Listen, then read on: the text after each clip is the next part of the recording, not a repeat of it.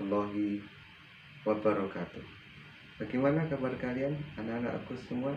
Mudah-mudahan kalian dalam keadaan sehat walafiat. Sebelum pelajaran kita mulai, mari kita berdoa terlebih dahulu dengan melafazkan bacaan basmalah bersama-sama. Bismillahirrahmanirrahim. Mudah-mudahan dengan bacaan basmalah ini nanti akan menambah kekuatan kepada kita agar pada hari ini kalian bisa melanjutkan materi pembelajaran khususnya PPKN kelas 8. Nah, sebelum pelajaran kita mulai, ada baiknya saya mengingatkan pada kalian semua untuk menjaga kesehatan di masa pandemi ini, yaitu dengan tetap mengenakan masker dimanapun kalian berada, kemudian jaga jarak, dan selalu jaga kebersihan, cuci tangan sebelum kalian beraktivitas di rumah maupun di luar rumah. Nah, ini sebagai salah satu perwujudan kita untuk melindungi dan mendukung program pemerintah terhadap penyebaran virus COVID-19. Baiklah, mari kita lanjutkan untuk materi pelajaran. Minggu yang lalu kalian telah belajar yaitu tentang fungsi dan kedudukan Undang-Undang Dasar Negara Republik Indonesia tahun 1945. Nah, minggu yang lalu sudah kalian pelajari juga bahwa sumber hukum negara Indonesia, sumber hukum tertinggi di negara Indonesia adalah Undang-Undang Dasar Negara Republik Indonesia tahun 1945. Dan ini menjadi satu dasar juga bagi kalian untuk belajar di bab yang ketiga, yaitu tentang memaknai peraturan perundang-undangan di negara Indonesia. Nah, adapun KD yang akan kita pelajari pada kesempatan hari ini yaitu KD 3.3 tentang memahami tata urutan perundang-undangan dalam sistem hukum nasional di negara Indonesia. Kemudian indikator pencapaian kompetensi yang akan kita capai pada kesempatan hari ini yaitu mendeskripsikan makna peraturan perundang-undangan. Adapun tujuan pembelajaran pada kesempatan hari ini, nanti setelah kalian belajar pada KD 3.3 ini, nanti diharapkan kalian akan memahami tentang makna peraturan perundang-undangan nasional dan juga tentang dasar hukum peraturan perundang-undangan yang berlaku di negara Indonesia. Kemudian anak-anakku, sebelum pelajaran saya lanjutkan, silahkan kalian simak video berikut ini. Pemirsa, video seorang wanita terjatuh saat mencoba menerobos palang pintu rel kereta api di perlintasan Ganepo Meranggen, Kabupaten Demak viral di media sosial. Ya, untuk mengantisipasi jatuhnya korban, jajaran kepolisian sektor Meranggen, Polres Demak, melakukan himbauan di lokasi. Dalam video berdurasi 42 detik, seorang wanita pengendara sepeda motor yang membawa belanjaan berupaya membuka palang pintu dengan cara mengangkat.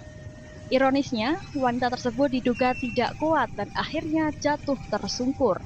Aksi nekatnya ini sempat direkam oleh seorang pengendara lain. Rabu siang, Kapolsek Meranggen AKP Windoyo langsung turun ke lokasi perlintasan kereta api Ganepo Meranggen. Di lokasi perlintasan, pihak kepolisian memberikan himbauan agar para pengendara bersabar menunggu kereta api lewat dan tidak menerobos palang yang sudah tertutup. Ini adalah kita selaku warga masyarakat prihatin ya, kami selalu petugas keamanan dari unsur kepolisian prihatin terhadap para pengguna jalan. Maka dulu himbauan saya kepada pengguna jalan apabila ada rambu-rambu lintas apapun harus patuh. Sopan santunlah dalam berlalu lintas. Video seorang pengendara wanita ini terjatuh di perlintasan Ganepo yang dinilai merupakan aksi yang tidak patut untuk ditiru. Ya, nah itu gimana, Bu? Menurut sini, Bu, Dia ya. berusaha karena Betul, ini kan diangkat, dianggap toh. lama terus masuk. Nah, lah menurut Ibu Malah sendiri? sama ini jatuh. Nah. Iya, berarti. Menurut Ibu Iya. gimana? Ya, sangatlah tidak bagus. Tidak bagus, terima kasih Ibu ya. Jadi Terus? sampaikan, nah ini ada kereta api. Lalu lintas. Nah, ya, ngambil risiko-risiko terlalu tinggi. Ibu kalau ada ini gimana? Saya nunggu. Nunggu. Ya, kenapa Bu? Biar keselamatannya nomor 1. Perlintasan rel kereta api ini di kawasan Ganepo Meranggen Demak merupakan jalan provinsi padat kendaraan. Di jalur ini, 2 perlintasan kereta api membentang dan kerap mengakibatkan kecelakaan. Selain licin, aksi terobos palang pintu KA kerap menjadi pemandangan sehari-hari di kawasan tersebut. Heru Wibawa, Semarang TV. Ya, bagaimana? Setelah kalian melihat video tersebut, apa yang ada di benak kalian? Kalian merasa lucukah video tersebut? Atau seperti apa? Nah, untuk menindaklanjuti dari tayangan video tersebut dari hasil pengamatan kalian, maka silahkan nanti kalian kerjakan ya di buku kalian, di buku tugas kalian, apa peristiwa yang terjadi di dalam video tersebut, kemudian siapa pelakunya, kemudian apa pelanggaran yang dilakukannya, kemudian melanggar apa sih orang tersebut, kemudian apa tujuan diadakannya aturan ya. Nah, selanjutnya siapakah yang membuat aturan-aturan tersebut? Oke. Nah, silahkan bisa kalian nanti bisa kalian jawab sebentar ya di buku kalian. Nah, selanjutnya nanti akan kita bahas lebih lanjut tentang materi peraturan perundang-undangan di negara Indonesia. Oke, sudah kalian jawab ya apa yang menjadi pertanyaan-pertanyaan seputar tentang video tersebut. Mari kita bahas bersama anak-anakku. Jadi peristiwa tersebut adalah peristiwa apa? Kecelakaan lalu lintas. Siapa pelakunya? Yaitu pengendara kendaraan roda 2. Kemudian pelanggaran apa yang dilakukannya? Yaitu apa? Pelanggaran lalu lintas. Jadi orang tersebut itu melanggar aturan lalu lintas. Ini terkait dengan pertanyaan berikutnya, pelaku melanggar apa? Yaitu melanggar aturan lalu lintas. Nah, kemudian sebenarnya apa toh tujuan aturan lalu lintas tersebut? Nah, tujuannya ini terkait dengan video yang tadi, bahwa ketika orang melanggar aturan lalu lintas, maka yang terjadi adalah kecelakaan. Nah, maka kalau seperti itu, tujuan diadakannya aturan tersebut adalah untuk menciptakan apa? Ketertiban agar tidak terjadi kecelakaan. Ini kalau terkait dengan aturan lalu lintas tersebut. Nah, selanjutnya siapakah yang membuat aturan tersebut? Ayo, siapa?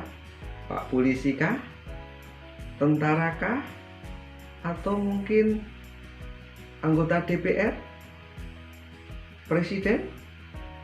Nah, ini semua akan kalian pelajari lebih lanjut di materi ini. Bahwa peraturan perundang-undangan salah satunya itu adalah aturan lalu lintas. Siapa yang membuat?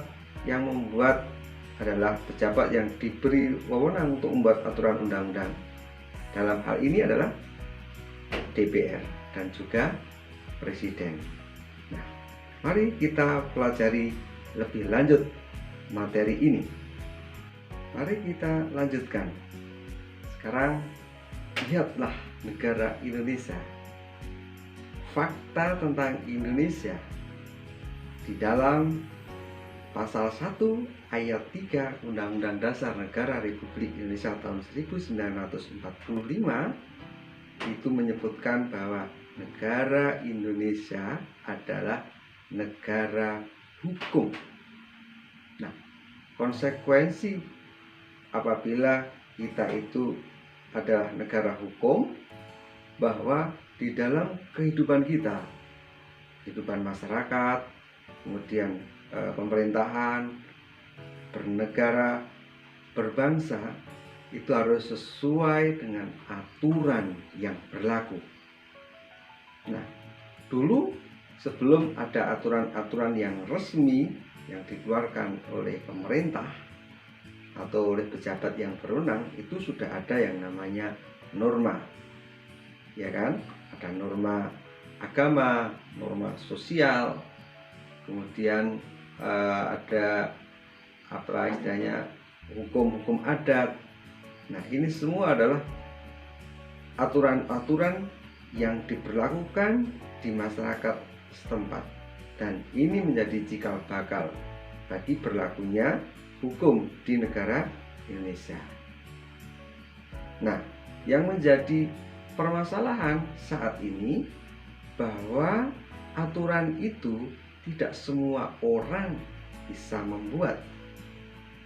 Nah, ada aturan bahwa peraturan perundang-undangan yang berlaku itu harus dibuat oleh pejabat yang berwenang atau pejabat yang diberi wewenang oleh konstitusi untuk membuat peraturan perundang-undangan. Nah, ini yang perlu kita pahami bersama. Oke. Nah, selanjutnya apa itu peraturan perundang-undangan? Ini khususnya peraturan perundang-undangan di negara Indonesia ya. Nah, mari kita lanjutkan bahasannya.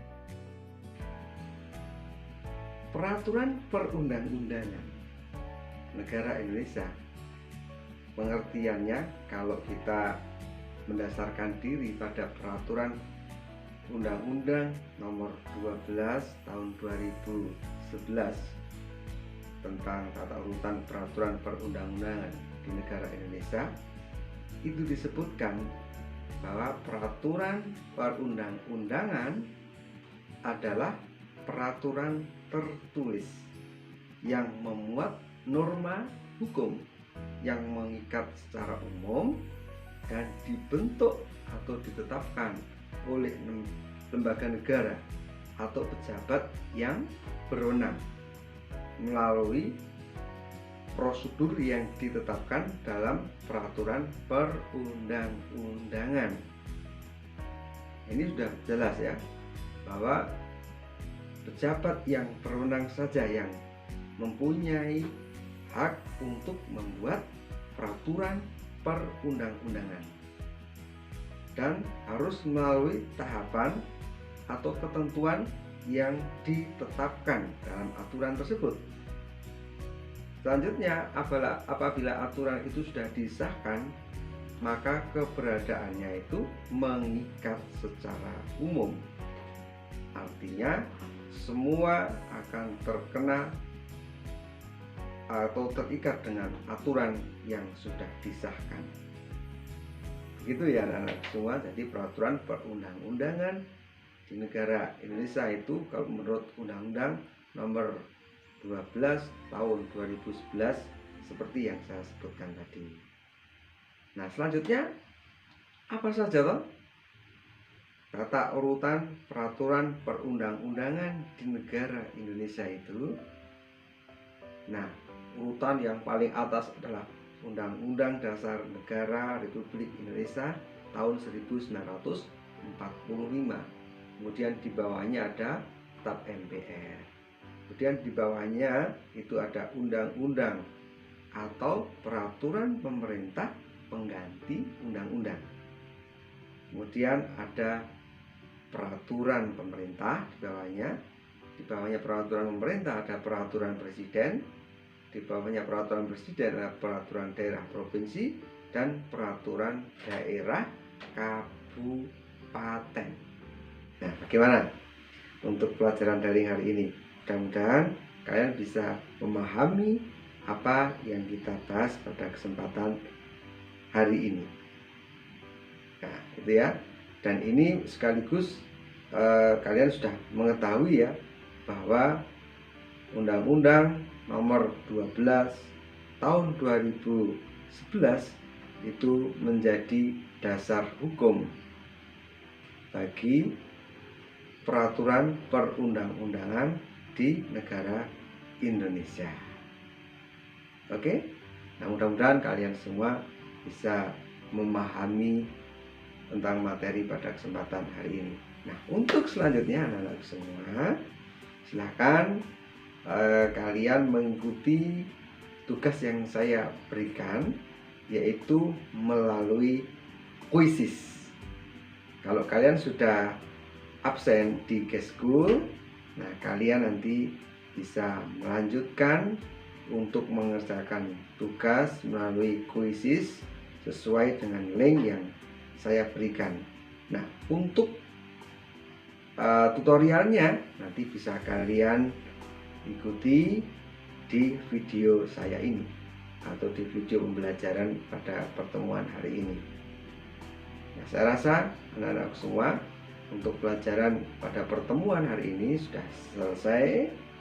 Saya minta kalian nanti bisa melanjutkan untuk membaca lebih lanjut materi ini dengan sumber buku yang kalian miliki, atau mungkin kalian bisa browsing. Mudah-mudahan pelajaran kali ini bisa kalian terima, kemudian bisa dipahami, dan nantinya bisa kalian praktekkan untuk memahami, oh ternyata aturan atau peraturan perundang-undangan di negara Indonesia itu ternyata ada banyak, begitu ya. Nah, baiklah, mari anak-anak semua, pelajaran pada kesempatan hari ini kita tutup ya. Kita tutup bersama dengan melafalkan bacaan hamdalah, alhamdulillah Rabbil alamin. Tetap jaga kesehatan, jaga diri. Mudah-mudahan kita semua selalu dilindungi oleh Allah Subhanahu wa taala, dan mudah-mudahan pandemi COVID-19 segera usai dan kita bisa berjumpa lagi, bertatap muka di sekolah, dan nanti kalian bisa bertemu dengan teman-teman kalian, bertemu dengan Bapak Ibu guru kalian. Terima kasih. Assalamualaikum warahmatullahi wabarakatuh.